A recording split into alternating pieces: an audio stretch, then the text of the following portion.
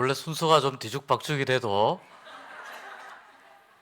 중고등부 청년부 헌신 예배는 괜찮은 줄 믿습니다.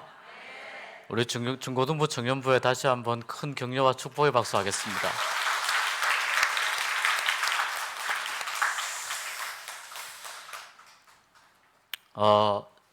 올라오기 전에 잠깐 뉴스 검색을 했는데 우리나라 비 피해가 굉장히 많이 심각한 것 같습니다. 장마철에 비가 많이 오는 것은 당연하지만 너무 많은 비가 오면, 적당하지 않은 너무 많은 비가 오면 비 피해로 고생을 많이 하게 됩니다.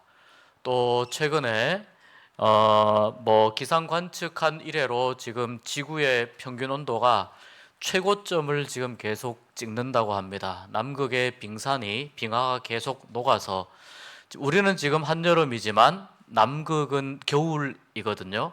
남반구는 지금 추운 겨울입니다. 그래서 남극 대륙에 빙하가 많아야 되는데 빙하가 너무 많이 녹아서 지금 남극 대륙에 파릇파릇하게 지금 풀들이 나고 이런다는 이야기가 있습니다. 우리가 느끼고 경험하겠지만, 그러나 이 기후 문제는 사실 매우 심각한 문제입니다.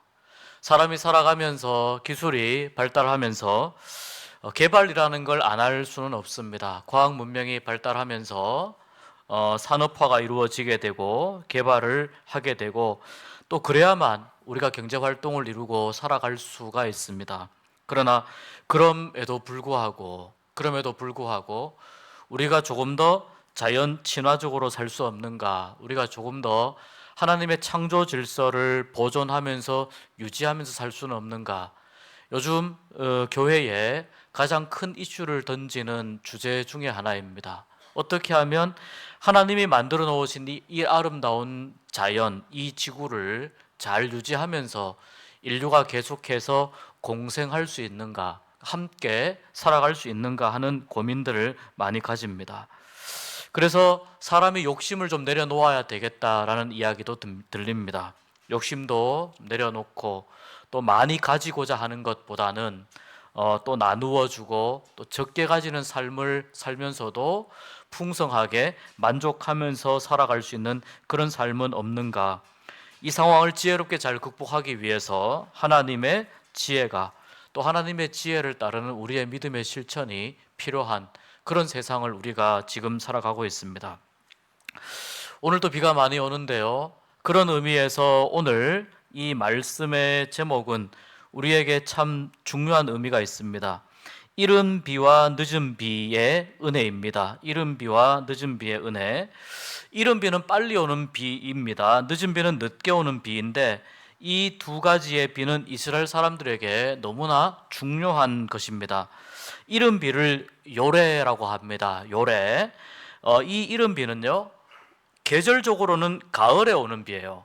10월이나 11월, 쉽게 말하자면은 건기, 이 이스라엘은 건기와 우기가 있거든요. 건기는 비가 오지 않는 기간, 우기는 비가 많이 오는 기간, 이렇게 나누어져 있는데, 이 10월이나 11월쯤 되면 이제 비가 오지 않고 뜨거운 날씨인 이 건기가 마무리되면서 여름 동안 건조했던 그 땅과 대지를 적시는 비가 내리기 시작합니다. 이 비를 요레, 이른 비라고 합니다. 여름 동안 얼마나 비가 오지 않았으면 땅이 건조하고 먼지가 푹푹 날리는데, 그런데 이 요레, 이른 비가 내림으로 인해서 땅이 밭 깔기에 좋은 상태를 마련해 주는 비입니다. 대지를 촉촉히 적셔 줍니다. 이스라엘의 제가 알고 있는 여러 선교사님들이 좀 있는데, 그 중에 한 분이 그런 이야기를 했습니다. 이스라엘이 정말 예쁘다는 겁니다. 유대 광야 이런 데 너무 예쁘다고 하는데, 특별히 그 선교사님이 이야기해 주는 예쁜 광경이 어떤 거냐면, 여름 동안, 이 건기 동안 비가 안 오니까 땅이 바짝 말라 있어요. 그러니까 광야가 흙먼지가 나는 바짝 마른 그런 땅, 언덕, 그런 산 계곡 있는데, 여기에 비가 촉촉히 내리게 되면은 하루 이틀 지나게 되면은 새파랗게 새싹이 싹 돋아나면서 꽃들이 피어나기 시작한다는 거예요. 샤론의 꽃 예수 우리가 이렇게 노래를 부르는 것처럼 그런 정말 기가 막히게 아름다운 들꽃들이 피어나면서 이 유대 광야가 완전히 아름다운 꽃동산 같은 모습으로 변하는데 그 모습을 자기는 매년마다 본다면서 저한테 막 자랑을 하더라고요. 되게 기분이 나빴습니다. 누구는 뭐 이스라엘 가서 안 가고 싶어서 못 가나? 어쨌거나 그렇지 않습니까? 되게 기분이 나빴습니다.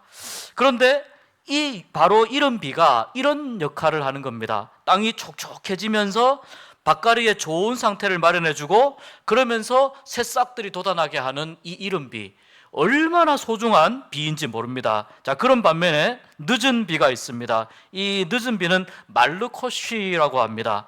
늦은 비는요, 봄비예요, 봄비. 우리가 생각할 때는 봄에 내리는 게 이른 비라고 생각하는데 가을비가 이른 비이고 봄에 내리는 비가 늦은 비예요. 3, 4월에 이제 비가 많이 내립니다. 이 3, 4월에 비가 내리면은 모든 식물의 싹을 촉촉히 적셔서 여름이 이제 시작되기 전에 온 땅을 완전히 초록색으로 뒤덮어주는 비입니다.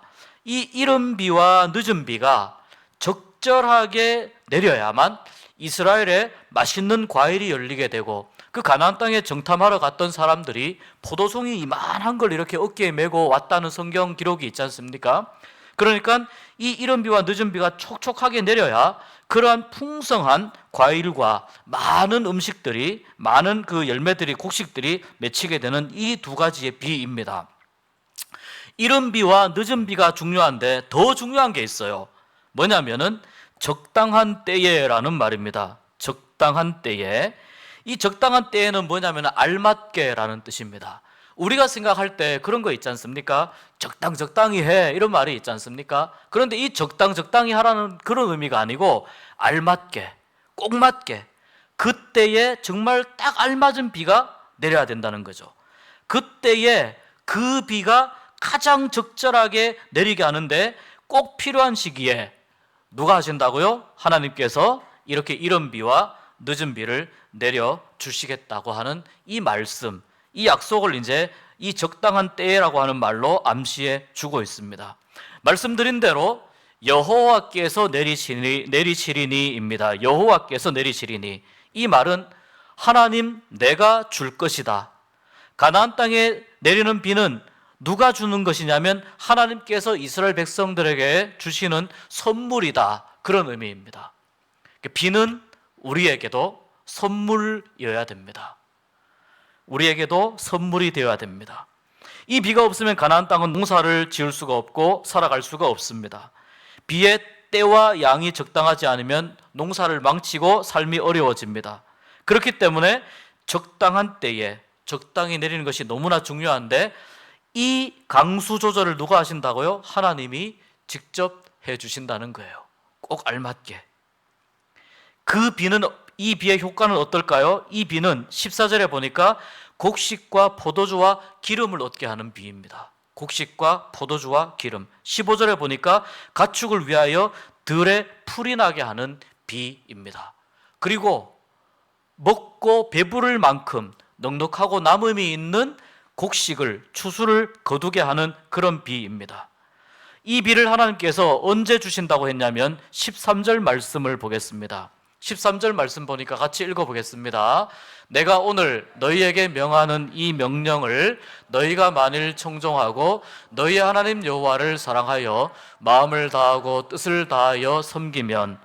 자, 13절에 세 가지입니다. 하나님께서 지금 만일 너희들이 어떻게 하면이라고 하는 조건을 붙이시는데 이게 뭐냐면은 첫 번째는 너희에게 명령하는 내 명령을 너희가 만일 청종하고 내 말을 너희가 쉽게 말해서 잘 듣고 두 번째 하나님 여호와를 사랑하고 세 번째 마음을 다하고 뜻을 다하여 섬기면, 하나님과 함께하면, 하나님 말씀에 귀를 기울이면, 하나님을 사랑하면, 하나님을 기쁨으로 섬기고 따라가면, 그렇게 하면 하나님께서 이 비를 적당한 때에 주시겠다는 겁니다. 그런데 만약에 비가 내리지 않을 상황은 어떨 때 생기는가? 언제 이 적당한 비가 내리지 않는가? 16절, 17절 말씀에 보니까 이렇게 되어 있습니다. 16절, 17절에 보니까 두렵건대 마음에 미혹하여, 혹하여 홀려서 이런 뜻이죠. 다른 신들을 섬기고 그것에게 절하게 되면 하나님께서 너희에게 진노하실 것이다. 그러면 하나님께서 하늘을 닫을 것이다. 17절 보십시오. 그리고 비를 내리지 않게 되고 이 아름다운 땅은 멸망할 것이다. 너희들이 이 아름다운 땅에서 멸망하게 될 것이다 라고 말씀합니다. 구약 성경에 가장 위대한 선지자 중에 한 사람인 엘리야가, 이 엘리야가 활동할 때 북이스라엘에서 활동을 했는데 얼마나 당시에 북이스라엘이 악했는지 아합이라고 하는 왕이 다스렸습니다. 이 아합 왕은 거꾸로 하나님에 대해서 가장 악한 왕 중에 리스트에 꼽으라고 하면 1등 내지는 2등 할 정도로 아주 악한 왕입니다. 그런데 이 엘리야 시대에 아합 왕이 다스릴 때 엘리야가 하나님께 기도합니다. 그러니까 비가 3년 6개월 동안 땅에 내리지 않았습니다. 가뭄이 심각했고요. 그리고 엘리야도 일단은 엘리야가 이걸 저질렀잖아요. 기도해가지고 비가 내리지 않는데 엘리야가 그 기도했다는 걸 아합 왕이 알아요. 그래서 엘리야가 어떻게 했냐면은 무서워서 도망가서 그릿 시냇가로 숨어서 거기서 살았습니다.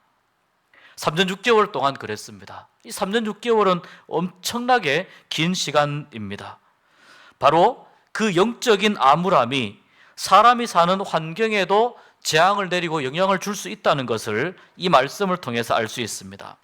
그렇다면 어떻게 우리가 하나님의 말씀을 청종하고 귀를 기울이며 적당한 비가 오게 하시는 하나님의 그 마음을 우리가 얻을 수 있을까요? 그것이 바로 18절에서 21절의 말씀에 나와 있습니다. 18절에서 21절 우리 같이 한번 교독해 보겠습니다.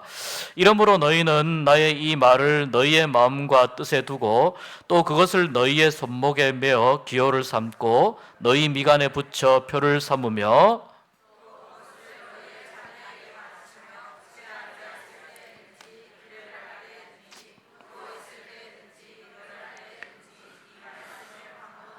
또 내 집 문설주와 바깥문에 기록하라.